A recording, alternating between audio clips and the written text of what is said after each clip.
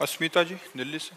श्री हरिवंश महाराज। श्री हरिवंश महाराज जी। महाराज जी, हम आपके शरणागत हैं। ये तो समझ आ रहा है कि सब प्रारब्ध की बात है, और मेरी बहन को कैंसर है। अब मेरे ये सोच सोच के तंग हो रहा हूँ कि मेरे को भी हो गया तो क्या होगा, और मुझे बहुत डर लग रहा है कि मतलब ये कहने का मतलब कि उनको हो रहा है तो ऐसा लग रहा है कि मेरे को भी होगा। उस डर से ही सोच निकाल नहीं हाँ पा रहे, बिल्कुल, नाम जब भी वो प्रयास कर रहे हैं। सोचना भी चाहिए, क्योंकि शरीरम व्याधि मंदिरम, शरीर रोग का घर है। कभी भी कोई रोग हो सकता है, कभी भी कोई परेशानी आ सकती है। अब जो शरीर में आएगा हमको तैयार रहना चाहिए, डरना नहीं चाहिए। यहाँ मरना है ये तो पक्का है, पक्का है ना। और किस बहाने से मरना है ये पहले से पक्का है। दिल फेल होगा कि कैंसर होगा, किडनी फेल होगी कि एक्सीडेंट होगा, क्या होगा ये तो पक्का है। किस बहाने मरना है और कब मरना है ये पक्का है, लेकिन मुझे ये पता नहीं कि कब मरना है।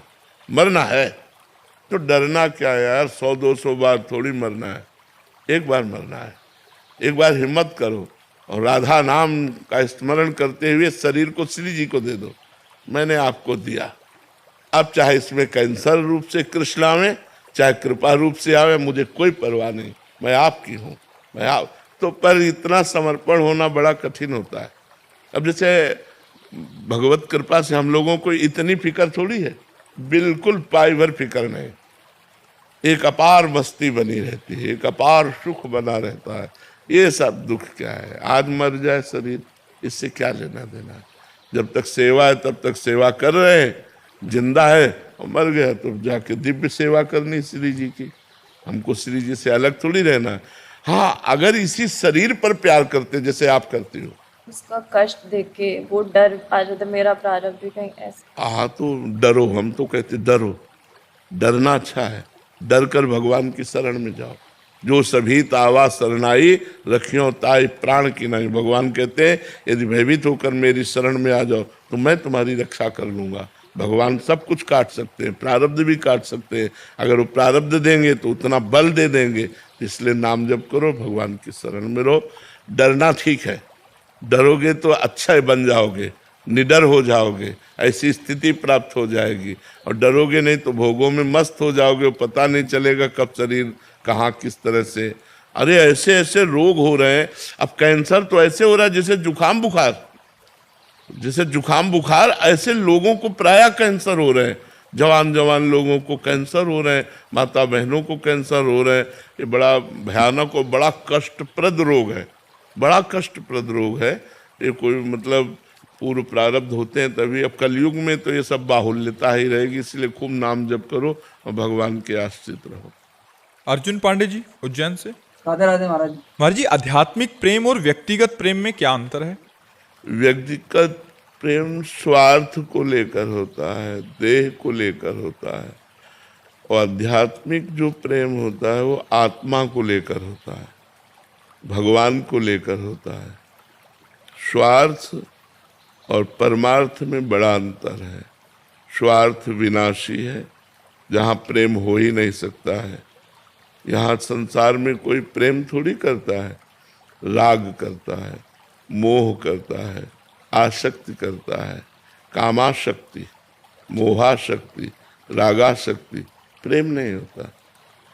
पर जब कहते हैं तो हम उसको इस भाषा में कहते हैं कि जो सांसारिक प्रेम है वो देह को लेकर होता है, स्वार्थ को लेकर होता है, वस्तु व्यक्ति स्थान इसको लेकर होता है।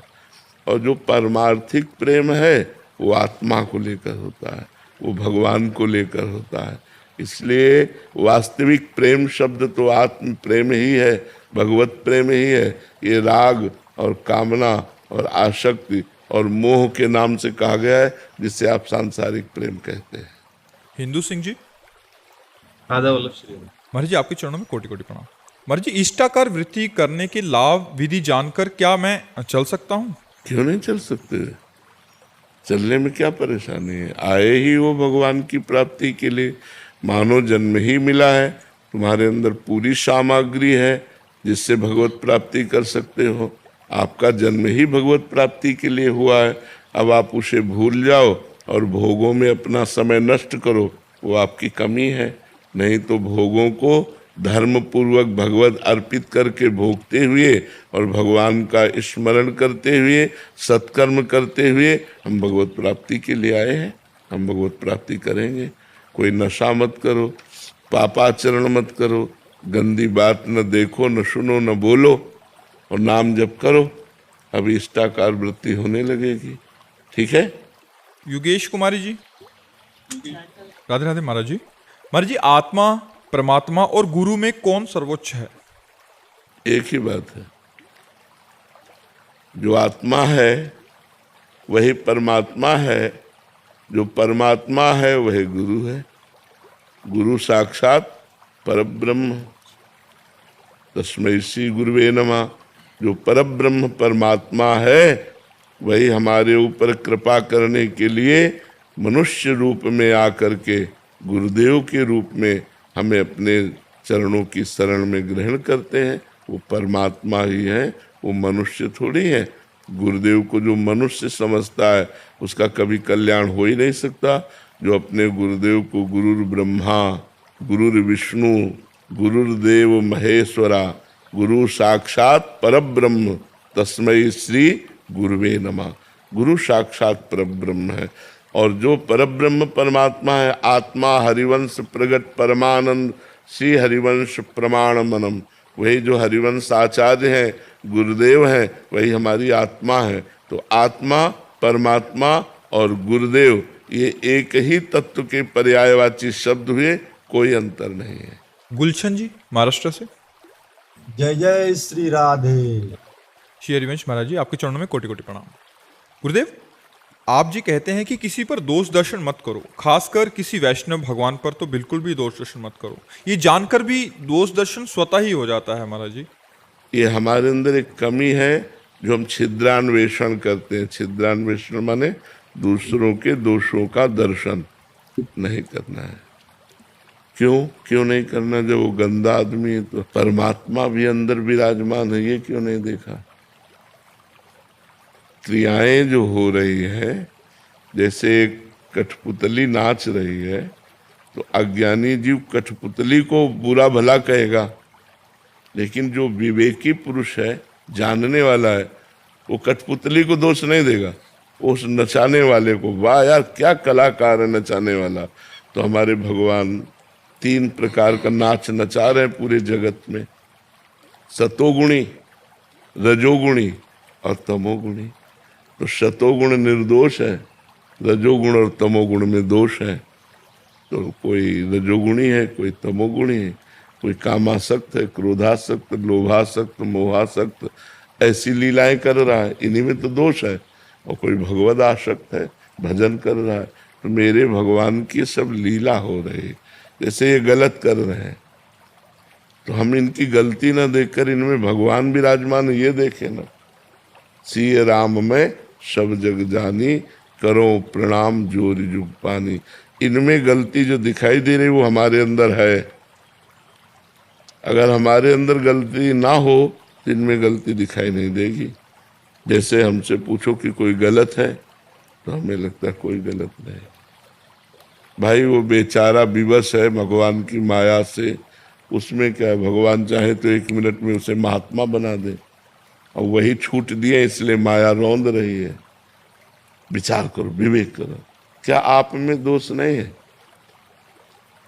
जब हम निर्दोष हो जाएंगे तो हमें कोई दोषी दिखाई नहीं देगा।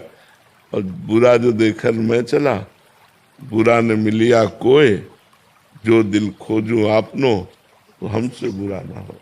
हमारे अंदर बहुत बुराइयां हैं। तो तेरे भावे जो करे भलो बुरो संसार, नारायण तू बैठ के अपनो भवन बुहार।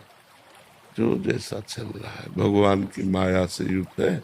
हमको अपने हृदय को निष्पाप करना है, अपने हृदय को निर्दोष करना है। अगर हम अपने हृदय को निर्दोष करना चाहते हैं तो दूसरों में दोष दृष्टि ना देखें। अगर हमें दोष दृष्टि दिखाई देती है तो तत्काल हम उसको प्रणाम करें। भगवान आप इसके भी हृदय में विराजमान हो।